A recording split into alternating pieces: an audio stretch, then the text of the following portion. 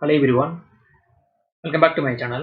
Reliance Industries and Bajaj Finance ரெண்டு வந்து stock உடைய சார்ட் பேட்டர்ன் ரொம்ப வந்து ஸ்ட்ராங்கா இருக்கு. ஸோ ரெண்டு வந்து ஸ்டாக்கும் பை சைடில் பிரேக்அவுட் கொடுத்து மூவ்மெண்ட்டை பண்ணலாம்னு என்னோட ப்ரிடிக்ஷன். ஸோ அதை பேஸ் பண்ணி இந்த வீடியோ. இது ரிலையன்ஸ் இண்டஸ்ட்ரியோட டே சார்ட். ஸ்டாக் பார்த்தீங்கன்னா டே சார்ட்ல டோட்டலி ரேஞ்ச் பண்ணுறடி பாட்டம் பார்த்தீங்கன்னா 2900, தென் டாப் பார்த்தீங்கன்னா 3000. ஸோ இந்த ரேஞ்சுக்குள்ள ஸ்டாக் வந்து ஸ்டாக் கரெக்டட் ஆகுது.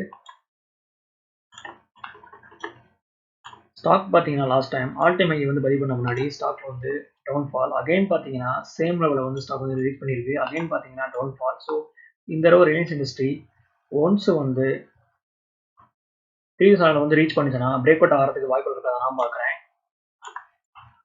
சப்போர்ட் பார்த்தீங்கன்னா 2885 ஸ்ட்ராங்கான சப்போர்ட் இருக்கு. தென் ஸ்டாக்ல வந்து வால்யூம்ஸ் ரொம்ப ஹெவியாக இருக்கு.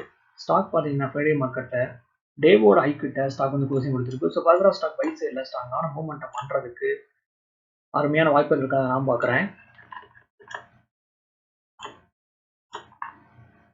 இது ஸ்டாக் உடைய வீக்லி சார்ட். ஸ்டாக் பார்த்தீங்கன்னா வீக்லி சார்ட்ல பிளாகன் பேட்டர்ன் வந்து ப்ரோக் பண்ணுறதுக்கு வாய்ப்புகள் ரொம்ப பிரகாசமாக இருக்குது.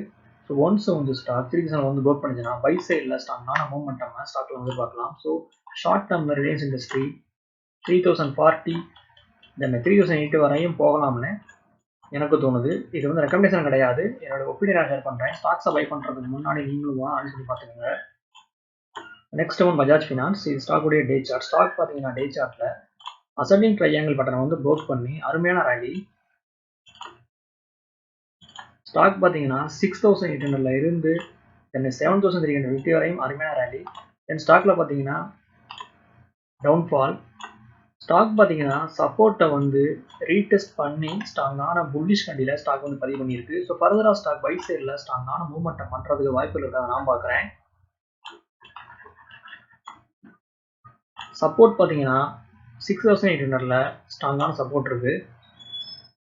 ஸோ பஜாஜ் ஃபினான்ஸ் ஷார்ட் டேர்மில் 7400 தென் 7600 வரையும் மூவ்மெண்ட்டை பண்ணுறதுக்கு அருமையான வாய்ப்புகள் இருக்கிறத நான் பார்க்குறேன்.